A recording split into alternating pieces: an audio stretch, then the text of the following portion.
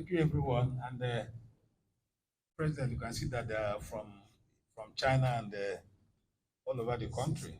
So he's going to give us a short briefing on the state of the economy, the state of the oil and gas, and spend time, ask any questions. Yes, so this is an opportunity for you to ask questions. Thank you. Well, thank you very much, distinguished lady and gentlemen, members of the press. I think, like what Tony said, we've had a very busy week. One was our launching of the 1 trillion naira uh, endowment of the education, the first phase of it, but it's going to be a continued exercise.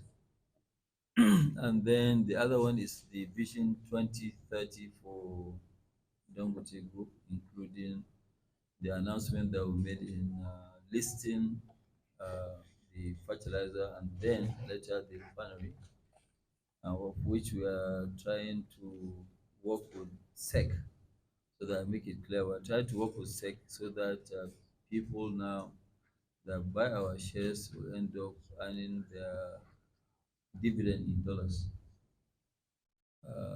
We're working on it, and as soon as we're done, I'm sure we'll come out and have Nigerians to buy into the business. In the oil and gas, you must have seen of recent, I think 3 days or so ago, we went down to about 699. And, you must have seen the trucks that we have. We have still about 800 or 900 of them in the port, which they are bringing out. Uh, we haven't fully launched them because, unfortunately, we have an automatic seal, so that will help in terms of stopping stealing, because we are the ones that will take responsibility to, to deliver to consumers uh, free of charge, and we're still on it.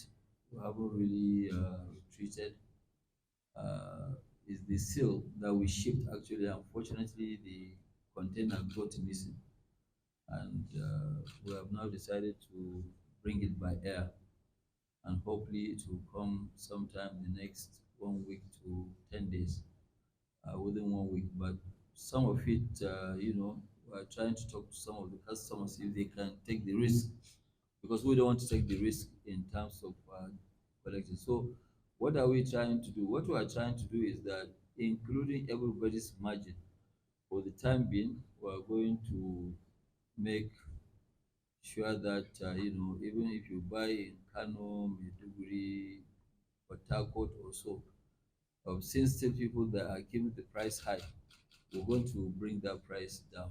That price should not sell more than 739, 740 naira at most. So, and I'm sure that if you look at it, Nigerians have not enjoyed this price for a very, very long time. Even though it is unfortunate, you have people who are really bent on destroying destroying the economy of the country by making sure that they keep issuing licenses to bring in products from Russia. The I want you to get it also clear. The Russian product is at a discount. It is at $20 to $25 discount in terms of tonnage of crude. Nigeria's one is starting from a premium of $2 to $3. So there is imbalance of about $28, which the system is being actually destroyed as far as I'm concerned, which Nigerians are paying a very great price because it is destroying the downstream refineries. And that is the reason why when you look at it now, how many downstream actors do we have? I mean, all the foreign companies have actually left the country.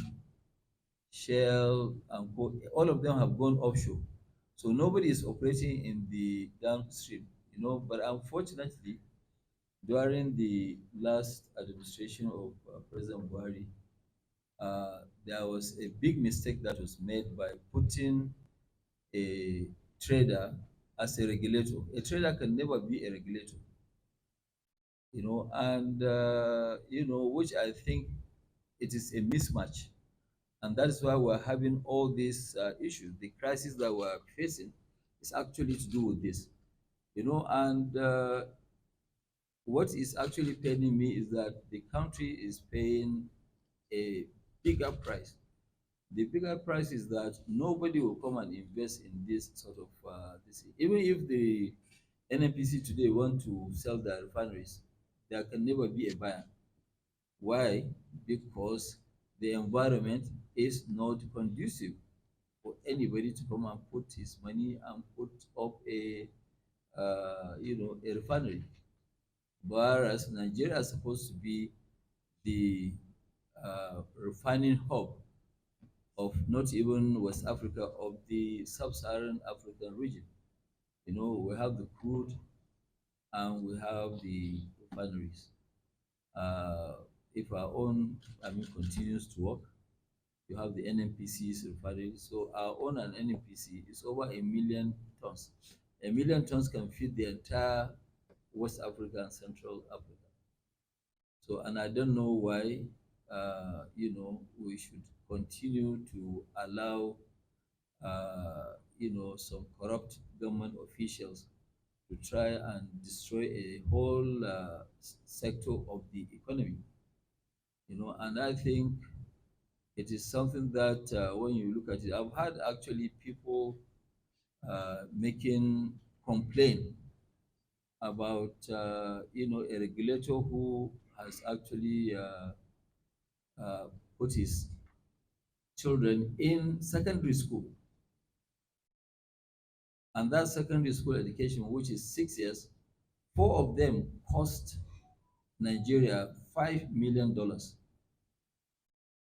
I mean, you cannot imagine somebody paying $5 million for educating five children. Even my own children, they didn't go to those schools. My children went to Nigerian secondary school. They didn't go outside Nigeria to attend to secondary school. I don't know about your children, Tony, but mine, they, yes. So, and this is a system that, some of us, because you know what, we're taxpayers. When people are complaining, we also complain, because the issue is that, yes, when I pay tax, I want to see that my money is being put to use, not to be stolen. But today, as we speak, the uh, uh, um,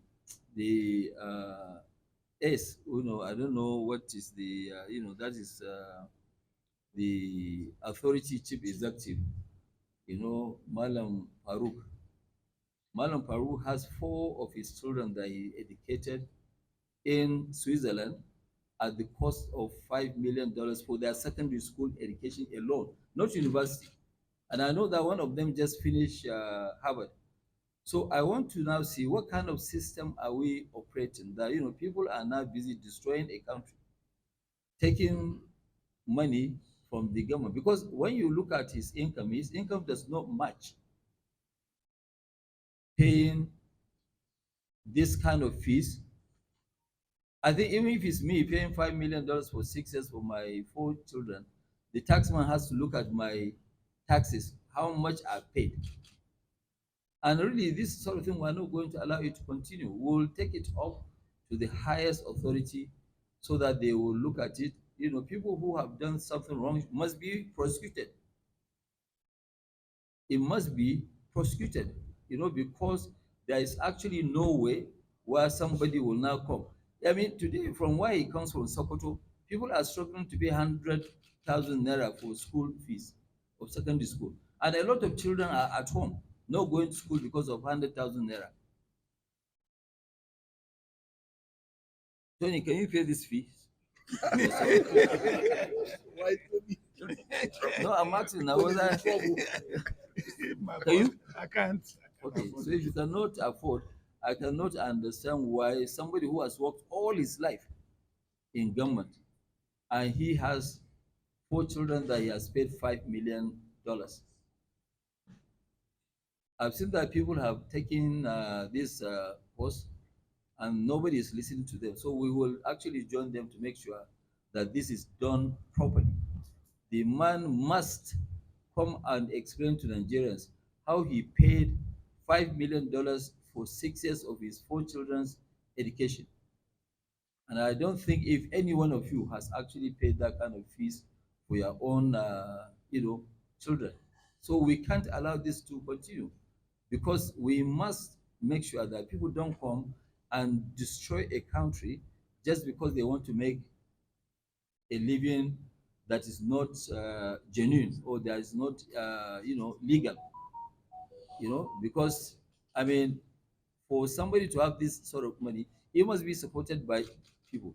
He should come out and tell people how did he make $5 million to educate his children in Switzerland with a cost of $5 million. And when these questions are answered before we go to the uh, you know to the court, he should come out and reply. This is what we have seen, and I think we must make sure that this system, this what do you call it, this downstream, must not be destroyed by one single person because of personal interest. Thank you. Thank you very much, Miwa. Well, you see, you are right. Even myself, uh, that was the meeting that we held. But I was told that the marketers have met with uh, the people from from with Farouk. I was told to make sure that yes, that price should be maintained high. But this price we are going to introduce. We are going to start with MRS stations, most likely on Tuesday. In Lagos, they will be able to that 900 and something. You won't see it again. Okay, we have also asked members of IFMAN to now come. We have also asked the you know anybody who can buy 10 trucks to come and buy 10 trucks at 699. We are going to use whatever resources that we have to make sure that we crash the price down. We will get these sales. Maybe it will take us a week to 10 days. By the grace of God, within a week to 10 days, we will be able to deliver. We don't want to see, at least for this December, January, to sell petroleum product more than 740 naira nationwide. We'll continue. The ones that want to keep the price to sabotage the refinery, we will fight as much as we can to make sure that these prices are down. You are right. Even now, when I was coming here, I saw people selling at 910, 920. But that's not the price because if you have money to come and buy, you can pick up at 699. And freight within Lagos is 10 naira, maximum 15 naira.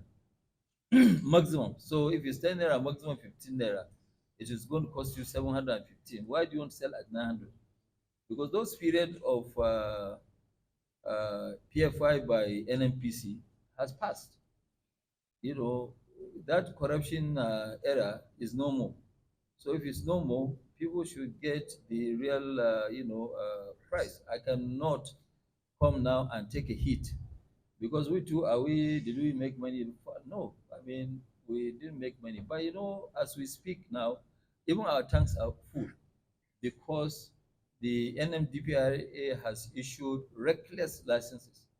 And we have to now go and complain to the government because they normally issue licenses at the middle of the month. So they are now ready to issue license for about 7.5 billion liters for the first quarter of 2026.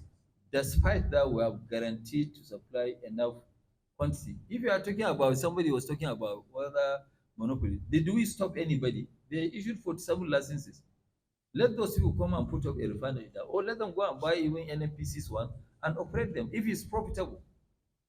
They should go and do that now. NNPC was the only this is that was bringing before. Now we are the only ones and the few modular refineries that are doing those modular refineries. I can tell you for nothing, they are almost on the verge of collapse. None of them is making a dime. So you are right. Definitely, we will enforce that low price. We will make sure that yes, but I mean it's also easy. If you have your truck, you can come here and buy. We are selling at 699 naira, and the 699 it includes also the percentage of NMDPRA. So what actually comes as is about 380 something. You know, it's not really. I mean, it's 389 or so. You know, we take about 8 naira to 10 naira. Second level, because the CNG trucks, why are they still lying here? They are lying here, as I explained. They are all okay for us to use them to deliver. You can see, even which we don't want them here, because you can see, in fact, they will take you people around and show you. We don't have space anymore at the refinery. So what we are trying to do is to get them on the road because they are not to be packed. But the main issue and the problem that we have is that those seals are not yet here. You know, when you load, you have to seal the this thing. Otherwise, the drivers will take some of it as their own share. And we don't want the drivers to do that. So what we are going to try and do is to try and make sure that your goods are safe because you are paying us who are taking the risk of delivering to you, including insurance, including everything. We want to really transform the market. And you can go out there and see our trucks and also see the quality some of these trucks loading. Some of them they are actually not fit to be loaded. So whether we buy these trucks or not, the industry needs a major revolution by making sure that there are enough available good trucks to be given. In fact, it is only in Nigeria that we are using even trucks for a long journey. Majority of all these East Southern African countries, even in Ghana, they are using mainly pipelines. But our own pipelines, you know, in connivance between the marketers and co, they've been destroyed. None of the depots, Nigeria built 22 depots, all of them linked from the refineries, from the import, from everything, fine. You see, but people are always trying to look at the negative. When you look at it, since when have Nigeria been having problems with fuel queues? Since 1972. Now you have this problem. Somebody addressed the problem, and you are calling the company that addressed this issue names. Only in Nigeria, I've never ever heard it anywhere where somebody will say yes, monopoly. Monopoly how? Well, you know, I mean, Standard Oil before in America, were they not the only ones? So fine. What you do is that you invite more people to invest. When you invite more people to invest, when you have a lot of this, then you can now start saying, okay, fine, no, you cannot have 80% share. You cannot have, then you can now say, no, okay, you regulate. But even if you are going to regulate now, what are you regulating? You don't use imports to checkmate domestic production because you are creating jobs elsewhere. Whether we have risked our own money, whether regulator wants us to be alive or not, we'll still be alive. Every day, when we bring in ships to come and offload, it takes days for us to have clearance, which shouldn't be the case, but we're fighting that we're going to clear it and we won't have those issues again. No, no, no, it's not cheaper. No, no, no. The WTI and Brent, they are priced the same. Yeah, nobody is using that price you see on the pages of newspaper. WTI, is cheaper a bit than Nigeria's one because it doesn't carry that premium of Nigeria's this. But WTI is not. Even on a normal paper, when you see it, it's about $3. That is written.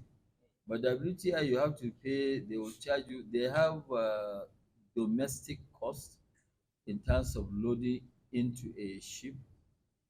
So it's not what you read. What you read, you see difference of $3, $4 is not there at all. When you go there, to buy, you see the answer. Mm. So WTI, yes, I mean, you get it, it's cheaper compared to Nigeria's this, but I think it gives you the same. This, but our own is that we are buying Nigeria's crude that has a premium. The Nigerian crude that has a premium, you are also asking us to compete with one that has discounts because they are all selling at the same price. The end product is being sold at the same price. You're asking us to match a dumping one. You know, there's a dumping today. If I export uh, clinker, for example, or cement, when you look at my invoice, it's cheaper than exporting than the one that I'm selling domestically because that's how export is. That's how it works. Because in export, you save a lot. For example, now anything that I export of my cement, I'm saving a lot of money. I'm not paying 30% income tax. I'm not paying 2% education. I'm not paying 1% health. I'm not paying 7.5% VAT. And I'm not paying 10% withholding tax. So when you reduce all these taxes, I can afford to go and compete with the international market, with Turkey, with Russia, with China.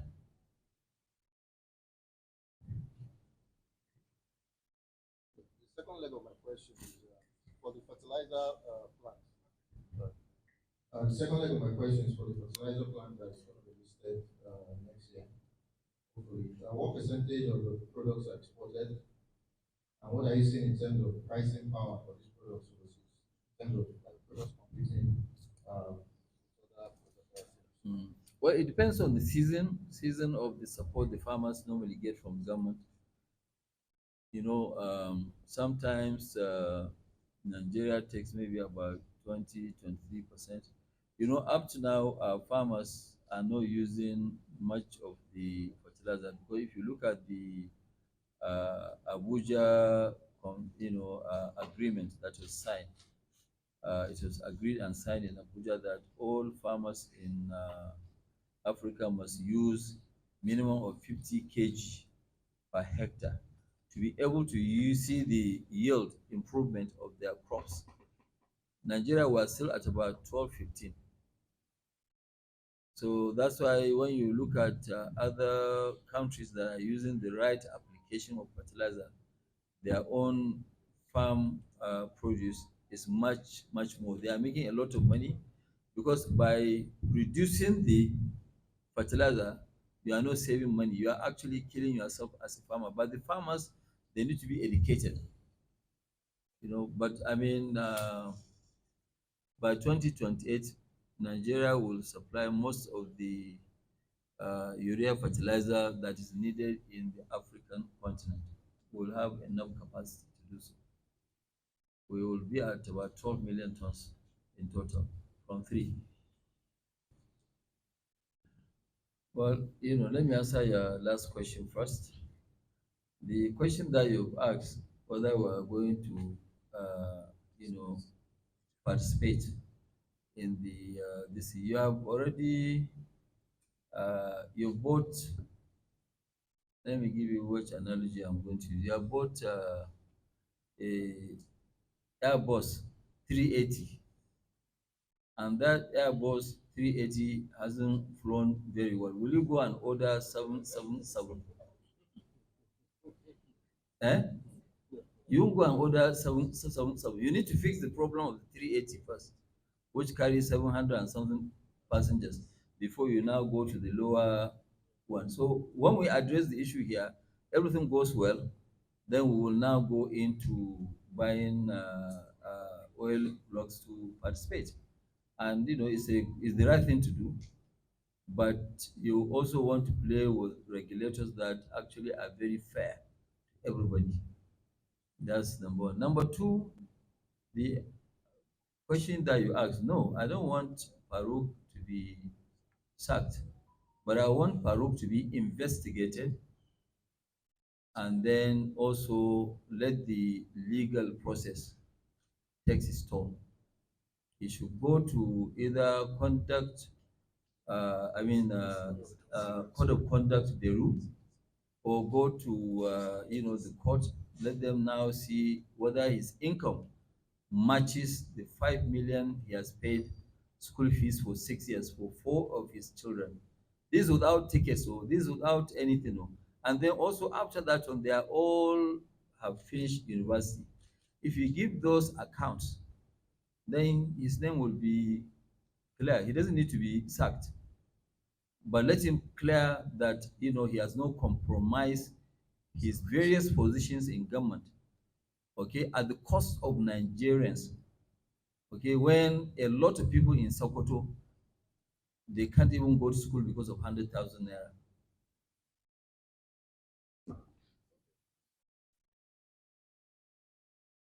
Thank you, Mr. President. Once again, my name is Adewale. I just have two quick questions. One is, we look at the monthly fact sheets released by NMDPRA. There are always discrepancies, which I think Dangote refinery is not about daily injection of petrol into the domestic market. They release a figure and you counter that figure. Even well, I know that some of their staffs are here to balance this figure. Why is that always the case on a monthly basis? That is one. Then secondly, can you give us an update on the Naira for food policy? Because I think about last week you got delivery of some cargoes from Ghana. I'd like to know what's the update on that. Okay, thank you very much. Oga, you don't want me to talk?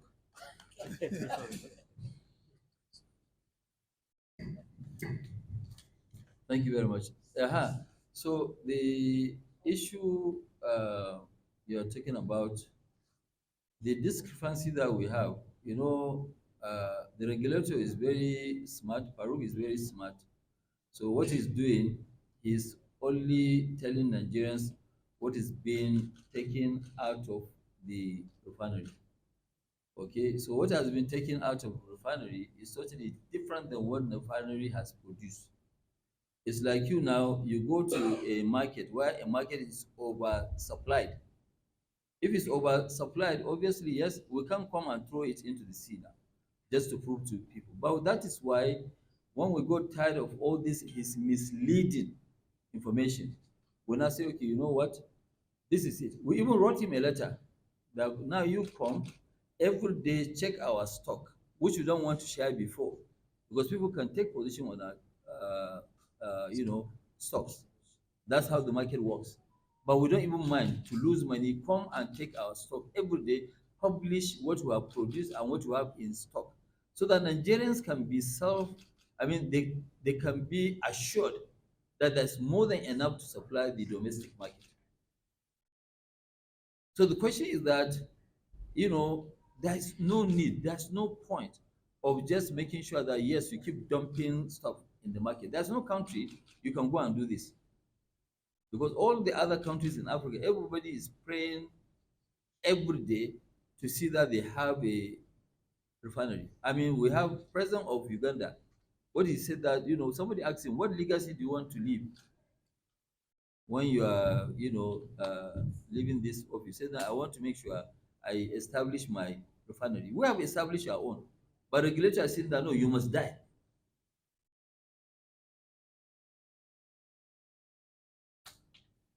Yes. The second aspect of the question. Okay, yeah. Sorry, yes. The second, yeah, the second aspect that you asked me, yes. No, we're not getting enough crude, still. So that's why we buy from Ghana, we buy from, some few African countries. We buy from US. But US has been one of our major suppliers. That's why when somebody said that, Trump is not happy with this refinery, I said, no, I'm sure Trump too. You'll ask his intelligence people, tell him he's more than happy, because on average, for a year, we will not buy less than 100 million barrels from US. So, I mean, US is also a major beneficiary, the refinery that we have. And when we double, I'm sure they will not supply us less than 200 million barrels per annum. So US is major beneficiary, and we also supply them with aviation and also gasoline. We've done that. Okay. So, Who's that one? Olu Phillips. Who? Olu Phillips. On channels. it's a bit of a mismatch, I mean, because of certain information, some of the things you said. So, should I start by saying, my contemplation is I might be a bit worried that you're already going through some of the experiences you're already describing, something that's sort of harrowing. What will happen to our last engagement and things you told us about expansion, doubling the capacity, because if you're facing one for Hala now, you double it up, double what happened, right? And we have the second contemplation will be review of some of the challenges regarding the trying to create what seems like competition, as it were, in paper, but it's not looking like it. Do you see any level of collaboration? Yeah, maybe kind of collaboration between our regulator here and international markets, because um, it's an open market. Everybody knows that we have one of the biggest refineries here in Nigeria. And so even some European refinery have closed down because of what's happening here. So if you still have products coming in at some point, it would mean that whoever that is responsible or must have some kind of, in my estimate, collaboration with maybe the regulator or whoever here in government or whoever here in the country to continue to have this forward products coming in when clearly you are ready to open the books, say that the domestic market can be supplied 100%, you're ready to push it even by yourself. The price disparity right now is about 250 naira, which is not a humongous. And I can see that the worry for me is why is all this happening? So you see, maybe there's a collaboration somewhere. I don't want to use the word sabotage, but something going against it. Okay, that's why, because I know you're always going to kick me with questions. That's why I asked Tony, who is that one? Although you are very troublesome. Anyway, so the issue is that, although if today the president said that, I mean, the government said that go and import flour, flour, the flour will arrive in Nigeria cheaper than the wheat. Because those people, they are getting rid of their products. It's like an airline business. That's why when you go into an airline, you see that you have in first class, you have first class and A class. A class is 30% cheaper, but the A class is only a percentage because they know that this route can only take 7 seats out of 11. So the 4 seats will be sold at 30% cheaper. 70% is the one that will pay. It's like now, if I'm going to Abuja with my plane, right? If it's going to take 30 people and take all of you, it's the same cost. If I'm going to go alone, it's the same cost. So so if I now charge myself because I've already taken care of the cost, everything is okay with me alone. With your own, I'll give you 40% discount. I'll go and dump it. I mean, it's the rules of even what do you call it? International trade. That's what we do in South Africa.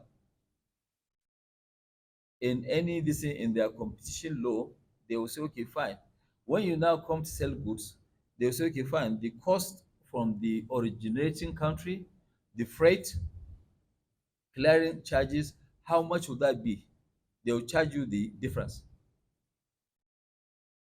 But our own, you are selling something that you know is not realistic. Even the regulator himself, he knows that it's not realistic. Okay, the people now who are there also, who are in the, the marketers, they too, they are not happy because their business, I mean, I don't think if the country is not benefiting because you'll end up not having anybody to invest. Because you should ask a question now. The question that you should ask is that, okay, how come in their report, the last one they released, they told you, right, 47 licenses were issued. What happened? Why are they not doing it? Who is building a refinery today in Nigeria? You're right. We are investing. Do you know why we are doubling our own, capacity? Because we are going out of this market to go to other markets and sell our products. I mean, somebody, was telling me that, but you are going to disrupt the international market. I say, well, if you want to call me a disruptor, fine, no, well, but my own, I will, double, because our refinery has a lot of futures where we have already spent money for the, for thinking of doubling. So there are some sections of the refinery we don't have to replicate. So it's going to cost me much less, and my cost of production will go lower. And then I will be able to compete. Whether you allow Russia, you allow anybody to now come, we will be here. They will meet us in the market. But that is why I am saying that yes, anybody who wants to, even if they want to import now, let them continue to import. It's okay. We meet in the market. I will take the products. And I told somebody, say, well, what about if these 4,000 trucks, they are not enough? I say, if 4,000 are not enough, we'll buy another 4,000. Because as we speak today, in the Dangote group, we have 10,250 CNG trucks. And if the business needs more, we'll do more. It's a logistics business. So that's what is it. But what you are saying, I think you are trying to dodge the issue. But let me say it for you. It's a sabotage. There are a lot of interested parties. And that's why I even said it over and over again. And I'm going to say it today, that there are more, mafia kingpins in oil business than in drug. They are very, very well organized, and they will not. I mean, you should ask a question: how come all African countries are importing? Is it that they don't want to produce? That's the issue now, because they've been, it's a market that has been hijacked, and because this is not about taking iron ore to go and produce a steel. You have a raw material, and the fight and cry of Africa is that we want to process our raw materials. So if you want to process, you are processing your own crude. You have a capacity to do it. But somebody is saying that no, no, no, no. We want a level playing field. Level playing field is not the same now. Anybody who built a refinery, then it is level playing field. But you cannot come now, you are playing tennis, table tennis. You want to compare yourself with the soccer. It's not the same. It doesn't relate. No, I don't. It's not true that MRS is more expensive. I've seen that. You can read anything in social media, but that's not the truth. MRS is not 25 naira more expensive. Then nobody will go there and buy. But MRS, I'm telling you, MRS in Lagos by Tuesday, you buy at 739. And MRS already have over 2,000 stations that have registered with them, and MRS will fill up these stations. Whether the others agree to come with us or not, we will use also. So let Nigerians go and buy wherever it is cheaper. Okay, and mind you, the quality of the gasoline that's been brought in is not the same quality with our own. They have what you call blended. We have straight run. Okay, we're a refinery. This refinery, you cannot compare it with the Malta one. Malta is not a refinery, it's a blending plant. And a lot of Malta products are coming in here.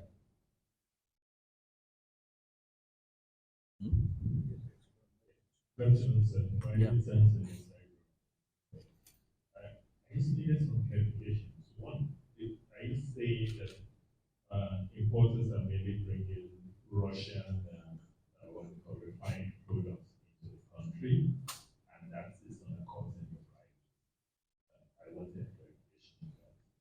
if you have your email, I will ask Tony tomorrow to send you how many billions of liters were brought into Nigeria, especially in the last 2 months. And I think it is totally unethical and it is not good. You know, this refinery, we have already built our own. Other people, they will not be able to build their own if this thing continues. And I mean, it's Nigeria that's losing. Okay, it's not me as Dangote that is losing. Okay, because if you if you look at it, my own lifestyle is as simple as your own. I don't need the money. Okay, we are offering what the country needs. If it's about making money and I want to make money, I should have gone to the stock market of America and invest in the Googles, Microsoft, and co. I would have been richer if it's about being rich. So it's not about being rich because in refinery you can ask anybody. Refining margins are not that great. It's very small. So I wouldn't be doing that one. I would have gone if I can you imagine now if I go with 20 billion to buy all these blocks of Shell and co, and even at overpriced.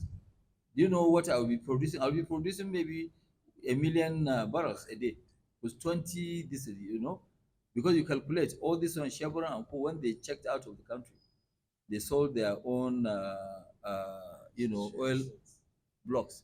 How much were they? Calculate right from the last 20 years. Those blocks transactions are not worth more than the 20 something billion which you invested here. So it's not about making money, it's about making sure that yes, we have done the right thing. Maybe we made a mistake, I don't know, but I don't think it is a mistake because we are providing what the country has been crying for. And I know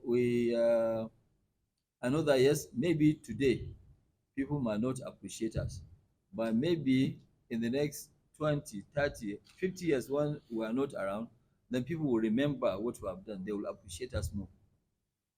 Thank you for the clarification. Another one. Yeah. So you always say you have stock, and my curiosity always been why are you not doing massive exports if you can get into it? The issue is that you don't now come and if you are doing that, for example, you are saying that no, somebody should come and smoke you out of your hole. We are producers here. We built up this refinery. This refinery, we built it not for us to now come and serve even Ghana's market. So the primary market is Nigeria. So if now people are now dumping here and now I start exporting abroad, it is the same of my product they will now buy and bring it back. So it means that yes, I've given up. I'm not going to give up. It's a fight and we're ready. And I said this over and over, and I'm saying it again today. We are used to fighting. Okay, there's nothing that we did in Nigeria, whether it's sugar or cement, we have been fighting and will continue to fight. Prof. Can I just ask for a question? Let me just, for a moment, switch to upstream. I don't know how you react. I have, on many occasions on the television, urged the government to impose 5% tax on non-DCO compliance. Yeah.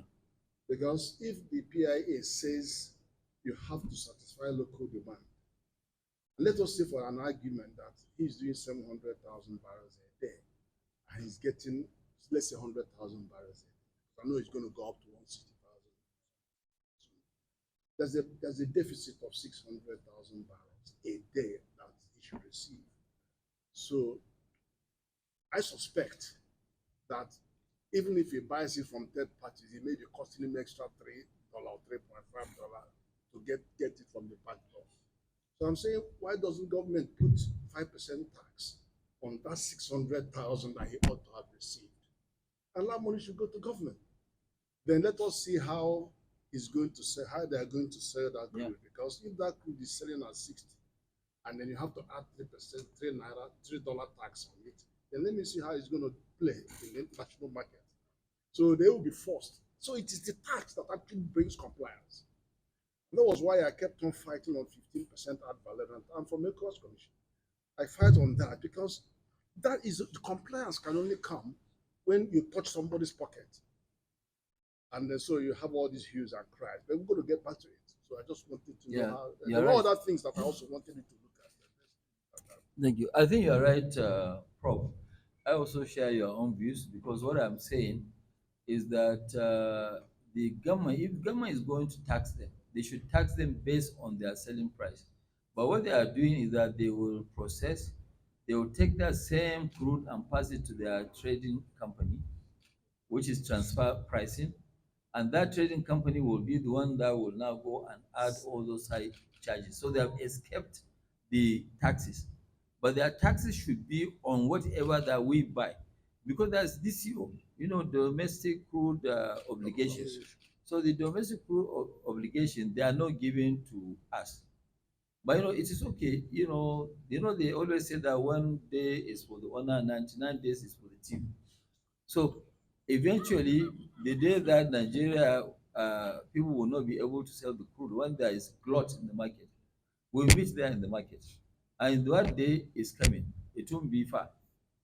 I think at the moment, really, our main interest is to list at the exchange so that every living Nigerian can own part of the refinery. At least if you own, I mean, and I even somebody asked me a question: is it 5 or 10% you want to sell? And I said that when we are going to sell the shares, we will not put a cap. If they happen to buy 55% and I will be down to 45%, so be it. The thing is about legacy. I want Nigerians to own this, and I want every single Nigerian, when the refinery does well, for them to be able to always rely on the profit of that refinery to be able to pay their own education, children's education, and upkeeps, health, everything. So the thing is not really about if it's institutional investor, we are talking to some of them, and yes, you are right. I mean, I must be clear that yes, we'll get one of the international people to partner with us. But the main point is for us to sell to every living Nigerian who has something, even if it's 10 shares you buy or 20 shares.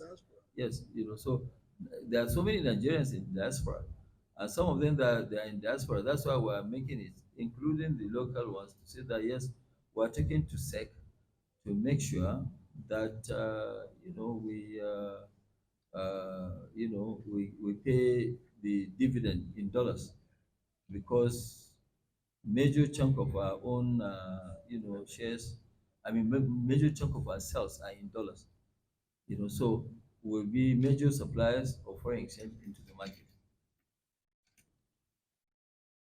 But the issue is that you also have to know that we have to also move. We have to be very, very tough, because especially with this announcement of our own this in the international and local and everybody, majority of them, they're all up in arms to make sure that this doesn't happen, but it will happen. I will invite you as soon as we start the piling. Piling is going to start very soon. I'm going to invite you, and most likely we'll have groundbreaking ceremony soon. But we have already started ordering machines. Equipments have already started ordering. We already placed orders for some of our machines, and we'll continue. I think this year highest is about between 4.5 to 5 million barrels, total. That's out of 19. Mm.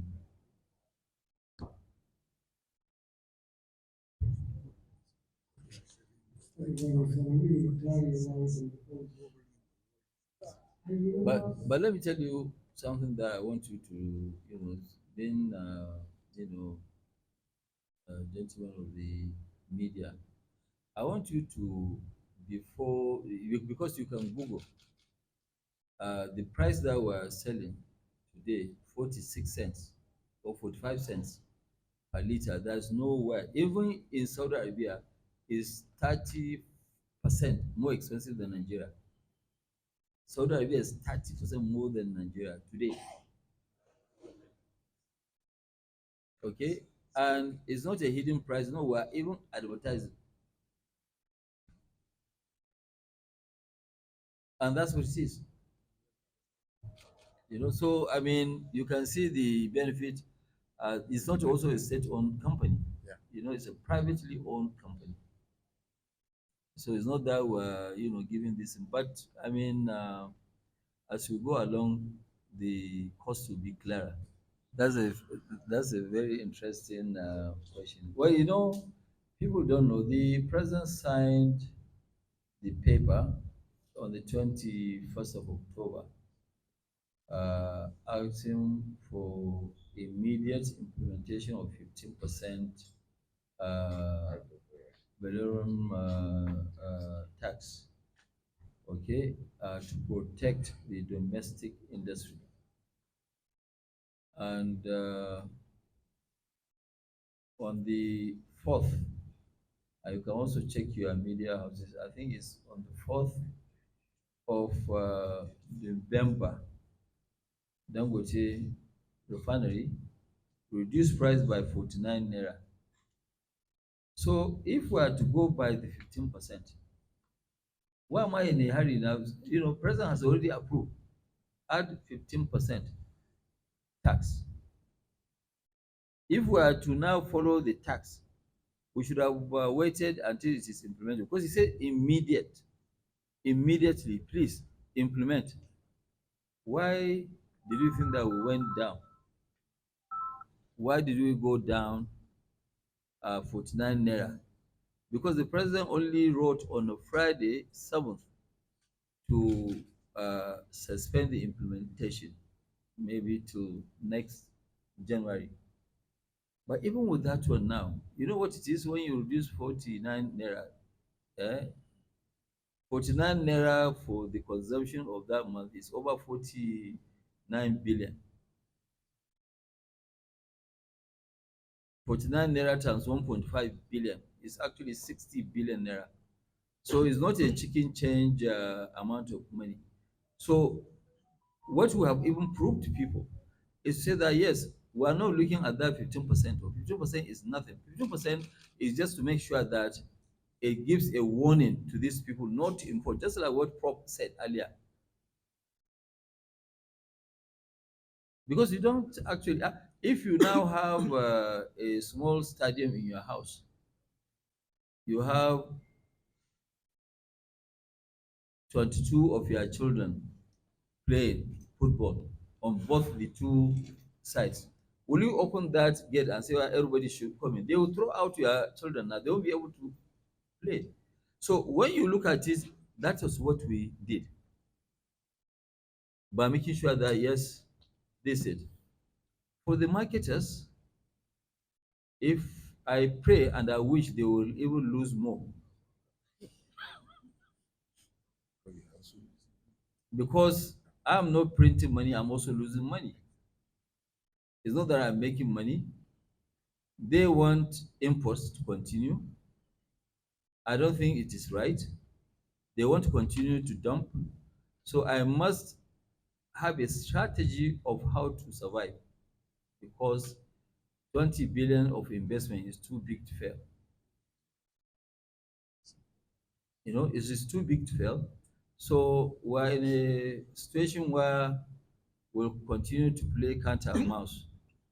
And, at the end of the day, somebody will give up. Either we give up or they will give up. And I don't think if I will give up. No, it's okay. No, don't worry. Let me answer him. Yes. Well, you are talking about sabotage. And I'm happy that you are also here in Nigeria. I don't know whether Mele Kyari is still in town, but I think you should go to his house in Maitama and ask him how many sabotages the Port Harcourt refinery repairs went through. I think he'll be able to tell you. But I'm telling you, He told me many times they have had more than 100 sabotages at the refinery. You can ask him, he will tell you. So our own, yes, when they even sabotage you, they go and remove. We have a boiler, you know boiler? 400 tons is the largest boiler ever built in the world. It was under operation. Somebody went there and removed a spare parts out of it.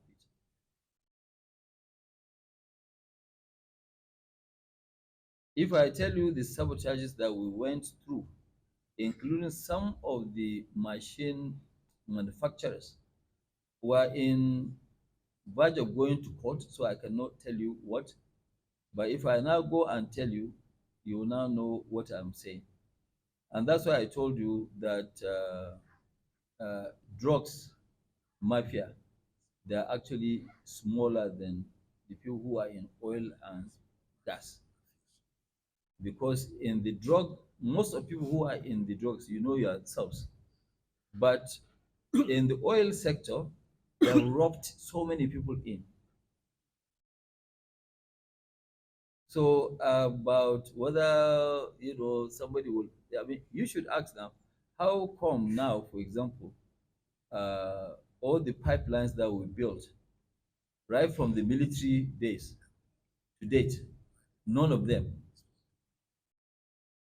The one that we have, which is from where I am from, Kano, that depot, we are not using trucks. The depots were only going to the trucks to load. Everything was piped up to there. 22 depots were built. They are all piped. All the 22 depots, actually, even the sediments, they don't have it anymore. They have destroyed the pipes, all of them. So if it's not sabotage, is that earthquake? It's not earthquake now, because it's sabotage. Sabotage is sabotage. So that is what it is. I mean, we knew. I mean, in this refinery, we have lost maybe 82 million, right, dollars of stolen items. Yes, $82 million of stolen items. And what they were actually trying to do is to make sure that we go and put massive claim on insurance. So when we put massive claim on insurance, there's no free lunch. So continuously our insurance premium will just keep going up. So I mean, yes, there is sabotage, there is. And I'm sure you should go and ask all the people who have even built the modular refineries, and I challenge any one of them to say that nothing was stolen. And people will come here with long distance, they will cut cables and put it, rope it on their body to try and see how they can take it out. And when you ask them, okay, fine, what are you doing with it? It's just sabotage. That's why we have more security people in this refinery than actual workers of the refinery. No, yes, I mean that is our boss. Manku, how many thousands of people do you have here? 2,000. Eh? About 2,000, more than 2,000. It's not very good for me to mention the country. Yes. More than 2,000. More than 2,000 people, security alone here. And I'm not talking about just normal security with a little, no, real security people. So don't, it's not a joke. Yes.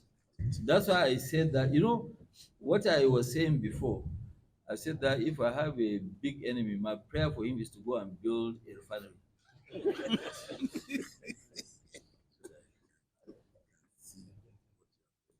Yes. I just wanted to ask, Elijah, just one quick one.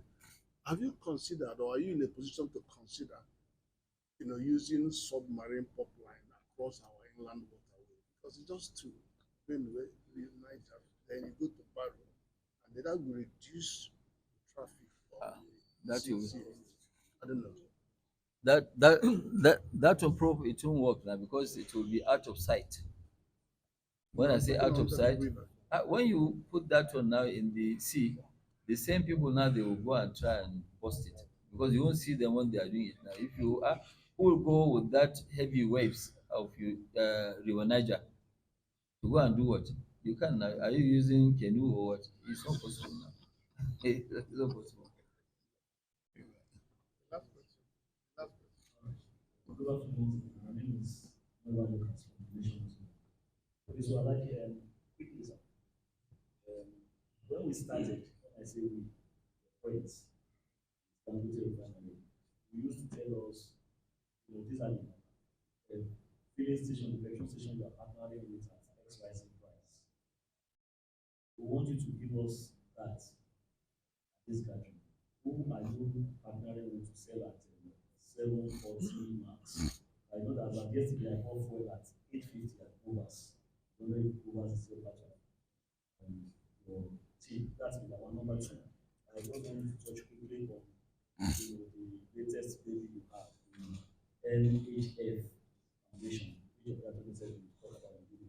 And then finally, I want you to let us have the key takeaway from this gathering. I know that I always regard you as a man with a lion's heart because when you're on the table in the office, I see this inscription, nothing is impossible. That was some years ago now. I don't know if it's still there. So I want you to It give will, us a it key will be takeaway. there now. It will be there for as long as I live. So the key takeaway from this gathering, I want you to sum it up for us. Are you saying that the regulator, that is NMPPR, should be prosecuted? That's number one. Number two, they should also be looked at for importation licenses given, such that it is affecting domestic production, and also for some kind of unquote sabotage. Yes, I mean, if now you have a bakery and I have your template, I know that your cost is 1,000 naira, and I'm coming to sell that bread in front of your bakery at 800. What is that one? Is that, are you praying for me or you are sabotaging me? So that is sabotage. And the issue is that all what I'm just saying, the key message is that I think we are allowing Farouk to destroy the economy of Nigeria. And I think we should not allow him to continue sabotaging and destroying the economy of Nigeria. That's what I keep saying, that look, we have a refinery. Even if Farouk will be there for the next 100 years, we cannot close this refinery. Even at a loss, we have to continue to run the refinery. It's too big to allow. I mean, have you ever seen an airline that's losing money that will go and just shut down? They won't shut down now. They will continue struggling, praying for a better day to come. That better day will come. Okay, so what is the key message? The key message, I think, Peru should not be allowed to continue to destroy the economy of Nigeria. That's number one. Number one, B, C, D, E, F. It is that he has to be charged to either CCB. No, it's CCB, I think. No, Code of Conduct Bureau, because they have his returns. He must have filed and register what he had, and so he needs to tell, because he's been working for government all his life. So he should tell, I know what it is. I told you earlier, I will not be able to afford sending 4 of my children to a secondary school, not university, to a secondary school to Switzerland at $5 million for the 6 years of 4 kids that he has. Okay, if you deny, as a matter of fact, if you deny, because after I know that it will be the major headline tomorrow. So when he denies it, I will publish with my name, saying that these are the schools that they attended and co. As a matter of fact, I will sue those schools to publish how much of fees he has paid for all the time that they were there, including Now, the other information which you don't have, he should give us the universities they went to and spent 4 years, how much he has paid. I know that one of them just finished Harvard, and tuition alone he paid $150,000. That is the main story tomorrow. Okay? Thank you. Yeah.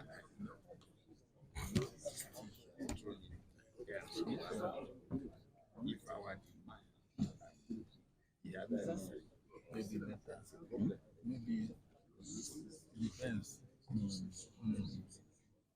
Okay. No, no, it's okay. No, no, don't worry. Let me answer him. Yes. Well, you are talking about sabotage, and I'm happy that you are also here in Nigeria. I don't know whether Mele Kyari is still in town, but I think you should go to his house in Maitama and ask him how many sabotages the Port Harcourt refinery repairs went through. I think he'll be able to tell you. But I'm telling you, he told me many times they have had more than 100 sabotages at the refinery. You can ask him, he will tell you.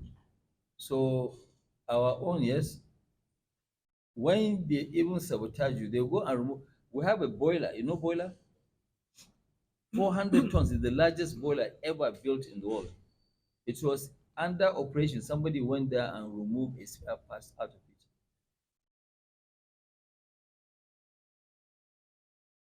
it. If I tell you the sabotages that we went through, including some of the machine manufacturers, were in verge of going to court, so I cannot tell you what. But if I now go and tell you, you will now know what I'm saying. And that's why I told you that drugs mafia, they are actually smaller than the people who are in oil and gas. Because in the drug, most of people who are in the drugs, you know yourselves. But in the oil sector, they have robbed so many people in. So about whether somebody will, I mean, you should ask now, how come now, for example, all the pipelines that we built, right from the military days to date, none of them. The one that we have, which is from where I am from, Kano, that depot, we are not using trucks. The depots were only going to the trucks to load. Everything was piped up to there. 22 depots were built. They are all piped. All the 22 depots, actually, even the sediments, they don't have it anymore. They have destroyed the pipes, all of them. So if it's not sabotage, is that earthquake? It's not earthquake now, because it's sabotage. Sabotage is sabotage. So that is what it is. I mean, we knew. I mean, in this refinery, we have lost maybe 82 million, right, dollars of stolen items. Yes, $82 million of stolen items. And what they were actually trying to do is to make sure that we go and put massive claim on insurance. So when we put massive claim on insurance, there's no free lunch. So continuously our insurance premium will just keep going up. So I mean, yes, there is sabotage, there is. And I'm sure you should go and ask all the people who have even built the modular refineries, and I challenge any one of them to say that nothing was stolen. And people will come here with long distance, they will cut cables and put it, rope it on their body to try and see how they can take it out. And when you ask them, okay, fine, what are you doing with it? It's just sabotage. That's why we have more security people in this refinery than actual workers of the refinery. Yes, I mean, if now you have a bakery, and I have your template. I know that your cost is 1,000 naira, and I'm coming to sell that bread in front of your bakery at 800. What is that one? Is that, are you paying for me or you are sabotaging me? So that is sabotage. And the issue is that all what I'm just saying, the key message is that I think we are allowing Farouk to destroy the economy of Nigeria, and I think we should not allow him to continue sabotaging and destroying the economy of Nigeria. That's what I keep saying, that look, we have a refinery. Even if Farouk will be there for the next 100 years, we cannot close this refinery. Even at a loss, we have to continue to run the refinery. It's too big to allow. I mean, have you ever seen an airline that's losing money that will go and just shut down? They won't shut down now. They will continue struggling, praying for a better day to come. That better day will come. Okay, so what is the key message? The key message, I think, Peru should not be allowed to continue to destroy the economy of Nigeria. That's number one. Number one, B, C, D, E, F, it is that he has to be charged to either CCB, no, it's CCB, I think. No, Code of Conduct Bureau, because they have his returns. He must have filed and register what he had, and so he needs to tell, because he's been working for government all his life. So he should tell, I know what it is. I told you earlier, I will not be able to afford sending 4 of my children to a secondary school, not university, to a secondary school to Switzerland at $5 million for the 6 years of 4 kids that he has. Okay, if you deny, as a matter of fact, if you deny, because after I know that it will be the major headline tomorrow. So when he denies it, I will publish with my name, saying that these are the schools that they attended and co. As a matter of fact, I will sue those schools to publish how much of fees he has paid for all the time that they were there, including now the other information which you don't have. He should give us the universities they went to and spent 4 years, how much he has paid. I know that one of them just finished Harvard, and tuition alone he paid $150,000.